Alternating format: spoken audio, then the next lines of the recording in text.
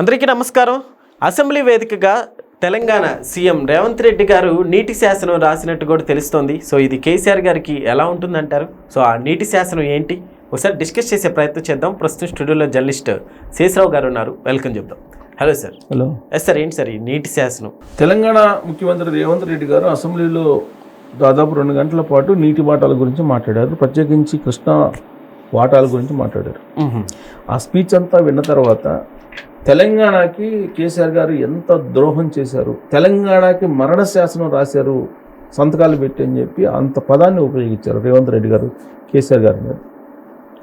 పైగా ఈ నీటి వాటాల గురించి చర్చించడానికి మీరు అసెంబ్లీలో ఉండాలి, ఖచ్చితంగా అసెంబ్లీకి రావాలని చెప్పి కాంగ్రెస్ పార్టీ డిమాండ్ చేసింది. కానీ బీఆర్ఎస్ పార్టీ అసెంబ్లీ సమావేశాలకు దూరంగా ఉంది. కేసీఆర్ గారు అసెంబ్లీకి వస్తారని చెప్పి అందరూ ఎక్స్పెక్ట్ చేశారు. కానీ ఆయన ఒకరోజు వచ్చి సంతకం పెట్టేసి సైగ్గా వెళ్ళిపోయారు. దీంతో రేవంత్ రెడ్డి గారు మీరు ఎందుకు రావట్లేదు, మీరు రావాలి కదా, ఒకవేళ నేను ఏదైనా తప్పు చేస్తే మీరు చెప్పాలి కదా, నిలదీయాలి కదా, లేదు మీరు తప్పు చేస్తే మీరు సమాధానం చెప్పాలి కదా, మీరు ఎందుకు రావట్లేదు, అబద్ధాలతోటి ఎన్ని సంవత్సరాల పాటు మీరు తెలంగాణ సమాజాన్ని మోసం చేస్తారు అని ఆయన నిలదీశారు. నిలదీస్తున్న క్రమంలో ఆయన ఏం చెప్పారనంటే, చంద్రబాబు నాయుడు గారితో నేను మాట్లాడి పోతిరెడ్డిపాడు హెడ్లెగ్రేటరీ నిర్మాణాన్ని ఆపించేశాను అని చెప్పి బాంబు లాంటి న్యూస్ మీద దాన్ని ఆయన ప్రస్తావించారు. సో జగన్మోహన్ రెడ్డి గారు యాక్చువల్గా పోతిరెడ్డిపాడు హెడ్లెగ్రేటరీ నుంచి నీళ్లు తీసుకెళ్లారు అనేది అప్పట్లో తెలంగాణ సమాజంలో ఉండే తెలంగాణ లీడర్లు చాలామంది అన్నారు. ఓకే. ఆ అవకాశాన్ని కల్పించింది ఎవరంటే కేసీఆర్ గారు అని చెప్పేసి అప్పట్లో అన్నారు. పైగా కేసీఆర్ గారు ఆంధ్రప్రదేశ్కి వెళ్ళి రోజా దగ్గర విడిది చేసి అక్కడ డిన్నర్ చేసిన తర్వాత, అక్కడ విందు ఆరగించిన తర్వాత రాయలసీమని రత్నాలసీమ చేస్తానని చెప్పేసి హామీ ఇచ్చి పోతిరెడ్డిపాడు హెడ్లెగ్రేటర్కి నీళ్లు ఇవ్వడానికి అంగీకరించాడు కేసీఆర్ గారు అని చెప్పే విషయాన్ని రేవంత్ రెడ్డి గారు చెప్పారు. ప్లస్ పోతిరెడ్డిపాడు హెడ్లెగ్రేటర్ నేను ఆపిచ్చాను అని చెప్పేసి ఎప్పుడైతే చెప్పారో అక్కడ ఆంధ్రప్రదేశ్లో వైఎస్ఆర్ కాంగ్రెస్ పార్టీకి సంబంధించినటువంటి నేతలు తెలంగాణకి అన్యాయం చేస్తున్నారు చంద్రబాబు నాయుడు గారు అనేటువంటి నినాదాన్ని అందిపుచ్చుకున్నారు. కానీ వాస్తవంగా జరిగింది ఏంటి అని అంటే, బచావత్ ట్రిబ్యునల్ ఉంది, బ్రిజేష్ కుమార్ ట్రిబ్యునల్ ఉంది. ఓకే. ఉమ్మడి రాష్ట్రంలో ఏ విధంగా అయితే ఈ ఉమ్మడి రాష్ట్రంలో ఉన్నప్పుడు ఏ విధంగా అయితే ఆంధ్రప్రదేశ్కి నీటి కేటాయింపులు ఉన్నాయో ఆ నీటి కేటాయింపుల్ని బ్రిజేష్ కుమార్ ట్రిబ్యునల్, బచావత్ ట్రిబ్యునల్ చెప్పాయి. అప్పుడే తెలంగాణకి ఎన్ని, ఆంధ్రప్రదేశ్కి ఎన్ని అనేది కూడా ఇచ్చారు. అంటే ఎడం కాలువకి ఎన్ని, కుడి కాలువకి ఎన్ని, ఇవన్నీ ఉన్నాయి. కాకపోతే ఉమ్మడి రాష్ట్రంలో ఉన్నప్పుడు ఈ నీటి వాటాలకు సంబంధించినటువంటి పెద్ద ఇష్యూ కాలేదు, కానీ ఉన్నాయి. అప్పుడే నీళ్లు, నిధులు, నియామకాలు అనేటువంటి కాన్సెప్ట్ తీసుకొని ప్రత్యేక రాష్ట్రం కావాలనే నిదానాన్ని కేసీఆర్ గారు వినిపించారు. ఓకే. ఇప్పుడు ఈయన మాటలు నమ్మి తెలంగాణ సమాజం ప్రత్యేక రాష్ట్రం కోసం పోరాడింది, ప్రత్యేక రాష్ట్రం ఇచ్చారు. ఇచ్చిన తర్వాత నీళ్ళు ఏమైపోయినాయి, నిధులు ఏమైపోయినాయి, నియామకాలు ఏమైపోయినాయి అని చెప్పి తెలంగాణ సమాజం కేసీఆర్ గారిని ప్రశ్నించడానికి 10 సంవత్సరాలు పట్టింది. 2023 ఎన్నికల్లో ఆయన దించారు. కానీ అప్పటి వరకు నియామకాలు లేవు, నిధులు లేవు, నీళ్లు లేవు. పైగా 2023 అసెంబ్లీ ఎన్నికలకు ముందు రోజు నైట్ కృష్ణానది మీద నాగార్జున సాగర్ దగ్గర ఇరు రాష్ట్ర పోలీసులు మోహరించి సెంటిమెంట్ని రైక్ చేసి ఆ సెంటిమెంట్ తోటి ఓట్లను రాబట్టుకోవాలనే ప్రయత్నం కూడా చేశారు. దానికి జగన్మోహన్ రెడ్డి గారు సహకరించారు. ఓకే.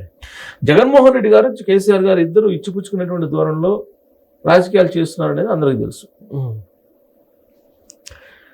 కానీ రేవంత్ రెడ్డి గారు ఇప్పుడు చిన్న ట్విస్ట్ ఇచ్చారు. ఏం ట్విస్ట్ ఇచ్చారంటే, 2016లో తెలంగాణకి 299 టీఎంసీలు కృష్ణా వాటర్ సరిపోతాయని చెప్పి సంతకం పెట్టారా లేదా కేసీఆర్ గారు అని చెప్పేసి అడుగుతూ, మీరు ఆ విధంగా ఎందుకు పెట్టారు, ఎందుకు పెట్టాల్సి వచ్చింది, చంద్రబాబు నాయుడు గారిని చూసి భయపడ్డారా మీరు, మీకు చంద్రబాబు నాయుడు గారు గురువు, చంద్రబాబు నాయుడు గారు గురువు కాబట్టి మీ గురువుని మీరు అడగలేకపోయారా అని చెప్పి ట్విస్ట్ ఇచ్చారు. ఓకే.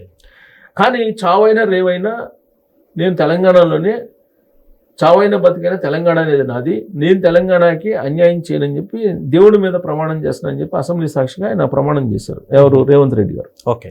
ఎందుకు చేయాల్సి వచ్చింది ఇవన్నీ అని అంటే, రేవంత్ రెడ్డి గారు తెలంగాణకి అన్యాయం చేస్తూ చంద్రబాబు నాయుడు గారి శిష్యుడు మాట్లాడలేక తెలంగాణకి కృష్ణా వాటర్ రాకపోయినప్పటికీ కాముకున్నాడు అనేటువంటి ప్రచారాన్ని కేసీఆర్ గారు తీసుకెళ్లారు. అది నిజమా అబద్ధమో తేల్చుకుందాం, మీరు అసెంబ్లీకి రండి అంటే వీళ్ళు రాలా. ఓకే. ఈ క్రమంలో ఆయన మాట్లాడినటువంటి మాటలు చూస్తే గనక అటొక దెబ్బ ఇటొక దెబ్బ వేసినట్టు కనిపిస్తుంది. ఎందుకనంటే చంద్రబాబు నాయుడు గారి శిష్యుడు రేవంత్ రెడ్డి అనేది అందరూ చెప్తుంటారు. దానికి బదులుగా అసలు చంద్రబాబు నాయుడు గారి శిష్యుడు కేసీఆర్ గారు, చంద్రబాబు నాయుడు గారి నాయకత్వంలో ఆయన పనిచేశాడు కాబట్టి చంద్రబాబు నాయుడు గారు శిష్యుడు కేసీఆర్ గారు. అందుకే 2016లో అడగలేకపోయాడు చంద్రబాబు నాయుడు గారిని. ఎందుకంటే ఆయన నాయకుడు, కేసీఆర్ గారికి నాయకుడు ఒకప్పుడు చంద్రబాబు నాయుడు గారు కాబట్టి. సో చంద్రబాబు నాయుడు గారిని నిలదీసి అడగలేకపోయారు. కానీ నేనైతే, ఆయన ఒకప్పుడు నాయకుడు కానీ ఇప్పుడు నేను తెలంగాణ ముఖ్యమంత్రి కాబట్టి నేనైతే నిలదీస్తాను, అందుకే నేను లెటర్ రాశాను. మాకు 700 TMCలు పైన రావాలి, అవి మాకు కృష్ణా జిల్లాలో కావాలని చెప్పేసి అడుగుతున్నాను. నేను జూరాల నుంచి నేను తీసుకెళ్తాను వాటర్ అని చెప్పి ఆయన ఏదో మాట్లాడారు. చంద్రబాబు గారికి చెప్పండి, పోతిరెడ్డిపాడుని కూడా ఆపిచ్చేసానని చెప్పి పోతిరెడ్డిపాడు అనే ప్రస్తావన తీసుకొచ్చి చంద్రబాబు నాయుడు గారిని ఇరికిచ్చేసారు రాజకీయంగా. మరి నెక్స్ట్ ఈ వైఎస్ఆర్ కాంగ్రెస్ పార్టీ వాళ్ళు ఇదే అంశాన్ని తీసుకొని ఒకవేళ కనుక డిబేట్స్కి వస్తే అప్పుడు అసలు నీటి వాటాలు ఏంది, ఎవరికి అన్యాయం జరిగింది, ఎవరికి అన్యాయం జరగలేదు, ఎవరెవరు ఏం చేశారు, కేసీఆర్ గారు ఏం చేశారు, చంద్రబాబు గారు ఏం చేశారు, రేవంత్ రెడ్డి గారు ఏం చేశారు అనేది బయటకు వస్తుంది. ఈ అంశాన్ని రాజకీయంగా ఎవరికి వాళ్ళు అనుకూలంగా మలుచుకుంటున్నారు. రేవంత్ రెడ్డి గారు తన రాజకీయ ప్రయాణం కోసం తను అనుకూలంగా మలుచుకుంటున్నారు. కేసీఆర్ గారు అనుకూలంగా మలుచుకొని 10 సంవత్సరాల పాటు అధికారాన్ని ఆయన అనుభవించారు. ఇప్పుడు ఆంధ్రప్రదేశ్కి అసలు యాక్చువల్గా సిచ్యువేషన్ ఏంటంటే ఆంధ్రప్రదేశ్ అనేది దిగువన ఉన్నట్టు రాష్ట్రం, ఎగువన ఉన్నట్టు రాష్ట్రం తెలంగాణ. ఓకే, మరి ఎగువన ఉన్నటువంటి రాష్ట్రం వదిలితేనే నీళ్ళు వెళ్తాయి ఏది ఆంధ్రప్రదేశ్కి. అలాంటిది ఆంధ్రప్రదేశ్ అన్యాయం ఎలా చేస్తుంది అనేది చెప్పమంటున్నారు ఇప్పుడు తెలుగుదేశం వాళ్ళు. ఇప్పుడు ఎవరన్నా అన్యాయం చేస్తే పై భాగాన్ని ఉన్నటువంటి వాళ్ళు అన్యాయం చేస్తారు. ఎక్కడ దాకా ఎందుకు అమర్ అని ఒక సీనియర్ జర్నలిస్ట్ ఉన్నారు, ఆయన ఏమన్నారంటే ఒకనొక మూమెంట్లో మా తెలంగాణ మలమూత్రాలు తోటి వదిలినటువంటి నీళ్ళని మీరు తాగుతున్నారని చెప్పి ఆంధ్ర వాళ్ళ గురించి మాట్లాడారు. తెలంగాణ వాళ్ళు వదిలిన మలమూత్రాల నీళ్లు మీరు తాగేదని చెప్పి అమర్ అనే జర్నలిస్టు వ్యాఖ్యానించారు ఉద్యమ సమయంలో. ఆయనకి జగన్మోహన్ రెడ్డి గారు పెద్దపీట వేసి అక్కడ సలహాదారు పదవి ఇచ్చారు. జగన్మోహన్ రెడ్డి గారు ముఖ్యమంత్రి ఉన్నప్పుడు ఆయనకి సలహాదారు పదవి ఇచ్చారు. సరే, ఆయన చెప్పిన దాని ప్రకారం అయినా కానీ ఎగువన తెలంగాణ రాష్ట్రం ఉంది కదా. ఇప్పుడు ఎగువన తెలంగాణ రాష్ట్రం ఉన్నప్పుడు బనకచర్ల ప్రాజెక్టు నిర్మించుకుంటే, దిగువన ఉన్నట్టు ఆంధ్రప్రదేశ్ బనకచర్ల ప్రాజెక్టు నిర్మించుకుంటే వచ్చే నష్టం ఏంటి? జనాలకు ఎగువన ఉంది. ఈవెన్ కృష్ణా వాటర్ కూడా ఎగువన ఉన్నటువంటి రాష్ట్రం ఏంది? కర్ణాటక, ఆ తర్వాత తెలంగాణ. ఇక్కడి నుంచే వెళ్ళాలి కృష్ణా వాటర్. కృష్ణా వాటర్ ఏమి ఆంధ్రప్రదేశ్ ఏమి దొంగిలించే ఛాన్సే లేదు. సో కాబట్టి ఎందుకు ఆంధ్రప్రదేశ్ని ఆంధ్ర దోపిడి అంటున్నారు? దిగువన ఉన్నటువంటి రాష్ట్రం అది అని చెప్పి తెలుగుదేశం పార్టీ అంటుంది. సో ఇలాంటి క్రమంలో అసలు నీటి వాటాలు, నీటికి సంబంధించినటువంటి తీర్పులు వీటన్నిటినీ అధ్యయనం చేసి మాట్లాడితే తప్ప ఇది ఎవరికి అనుకూలంగా వాళ్ళు మాట్లాడి ప్రజలను రెచ్చగొట్టేసి ఏదో అన్యాయం జరిగిపోతుందని చెప్పి ఓట్లు రాబట్టుకునేటువంటి కార్యక్రమానికి శ్రీకారం చుట్టారు. ఈ క్రమంలో చంద్రబాబు నాయుడు గారిని కేసీఆర్ గారు తప్పుపడుతున్నారు, రేవంత్ రెడ్డి గారు తప్పుపడుతున్నారు. జగన్మోహన్ రెడ్డి గారినేమో కేసీఆర్ గారు తప్పుపట్టలేదు, రేవంత్ రెడ్డి గారు తప్పుపట్టడం. ఎందుకు? జగన్మోహన్ రెడ్డి గారు ముఖ్యమంత్రి అయిన వెంటనే ఇమీడియట్ గా సెక్రటరియట్ని ఇచ్చేశారు, ఇక్కడ ఆంధ్రప్రదేశ్ వాటా ఇచ్చేశారు.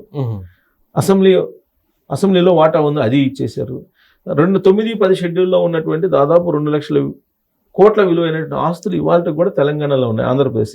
వాటి గురించి మాట్లాడట్లేదు ఎవరు, అవి రాబట్టుకునే ప్రయత్నం చేయట్లేదు ఆంధ్రప్రదేశ్కి. సో జగన్మోహన్ రెడ్డి గారు అయితే ఇవి రాబట్టుకోవచ్చు అనేటువంటి యాంగిల్లో ఇప్పుడు కేసీఆర్ గారు కానీ రేవంత్ రెడ్డి గారు కానీ ఉన్నట్టు కనిపిస్తుంది. అందుకే చంద్రబాబు నాయుడు గారిని టార్గెట్ చేస్తే, చంద్రబాబు నాయుడు గారు లేకపోతే ఆంధ్రప్రదేశ్ ముఖ్యమంత్రిగా అప్పుడు తమ పని తాము చేసుకోవచ్చు అనే యాంగిల్లో బహుశా ఇక్కడ మ్యాచ్ ఫిక్సింగ్ జరుగుతుంది అనేది ఒక అనుమానం ఆంధ్రప్రదేశ్లో బయలుదేరింది. ఇంకోటి ఏంటంటే, కవిత గారు ఇప్పుడు కేసీఆర్ గారు అసెంబ్లీకి రానందువల్ల కృష్ణా జలాల వాటాల్లో తప్పు చేశారని ఒప్పుకున్నట్టు అవుతుంది. కేసీఆర్ గారు రావాల్సింది అసెంబ్లీకి. కేసీఆర్ గారు అసెంబ్లీకి రాకపోతే మాత్రం ఖచ్చితంగా బీఆర్ఎస్ పార్టీ నష్టపోయే అవకాశం ఉంది. కేసీఆర్ గారు తదనంతరం అసలు బీఆర్ఎస్ పార్టీ ఉండదు అని చెప్పి ఆవిడ చెబుతున్నారు. ఆవిడ రాజకీయం ఆవిడది. సో వాస్తవాలు ఏంటి అనేది ప్రజలకు తెలియజేయాలి. యాక్చువల్గా బైఫర్కేషన్ చట్టంలో క్లియర్గా ఉంది నీటి వాటాలు అనేది. జనాభా ప్రాతిపదికన నీటి వాటాలు ఉంటాయి. సో ఆ ప్రాతిపదికన నీ బైఫర్కేషన్ యాక్ట్లో ఏ రాష్ట్రానికి ఎన్ని నీళ్ళని ఉందని దానికి సంబంధించిన పంపకాలు చేసే బాధ్యతను కృష్ణా బోర్డుకి అప్పచెప్పింది. కృష్ణా బోర్డు, గోదావరి బోర్డు రెండు ఉన్నాయి. ఈ రెండు బోర్డులు ఉండగా పోయి ఏ రాష్ట్రం కూడా దొంగిలించడానికి లేదు వాటర్ని. కృష్ణా బోర్డు ఉంది, గోదావరి బోర్డు ఉంది. వాళ్ళ పని వాళ్ళు చేస్తున్నారు, అధికారులు చేయాల్సిందే, కేంద్రం పర్యవేక్షిస్తుంది. సో ఇలాంటి పరిస్థితుల్లో ఈ కేవలం భావోద్వేగాలు రెచ్చగొట్టి ఓట్లు రాబట్టుకునే కార్యక్రమం తప్పితే దీంట్లో ఎలాంటి నిజాలు లేవు. ఎలాంటి ఎవరికి అనుకూలంగా వాళ్ళు చెప్పుకుంటున్నారు. కృష్ణా బోర్డు మరి గోదావరి బోర్డు ఉంది కదా, అఫీషియల్గా వాళ్ళు కదా ఇవ్వాల్సింది నివేదిక. అంటే రాజకీయాల కోసం భావోద్వేగాలను రెచ్చగొట్టే ప్రయత్నం మొదలు పెడుతున్నారు. ఈ నీటి కేటాయింపులు అనేది ఉపయోగించుకొని సెంటిమెంట్ రైజ్ చేసి ఏదో సెంటిమెంట్ నుంచి రాబట్టుకోవాలి ఓట్లని అనేటువంటి ప్రయత్నం చేస్తున్నారు. అది ఈ మొత్తం ఎపిసోడ్లో ఆంధ్రప్రదేశ్కి ముఖ్యమంత్రి గారు చంద్రబాబు నాయుడు గారు లేకపోతే బాగుండని చెప్పి కేసీఆర్ గారు అనుకుంటున్నారు, రేవంత్ రెడ్డి గారు కూడా అనుకుంటున్నట్టు అసెంబ్లీలో ఆయన మాట్లాడినటువంటి మాటలను బట్టి అర్థమవుతుంది. ఎందుకంటే పోతిరెడ్డిపాడు ఆపిచ్చేసాను అని చెప్పి చెప్తున్నాడు ఆయన. నేను మాట్లాడి చంద్రబాబు నాయుడు గారితో ఆపిచ్చేసానని చెప్పి ఆయన చెబుతున్నాడు. అది నిజమైతే కనుక చంద్రబాబు నాయుడు గారిని మరి ముఖ్యమంత్రిగా లేకుండా ఉంటే బాగుండని ఈ మరి రేవంత్ రెడ్డి గారు కూడా అనుకుంటున్నట్టు భావించాలి.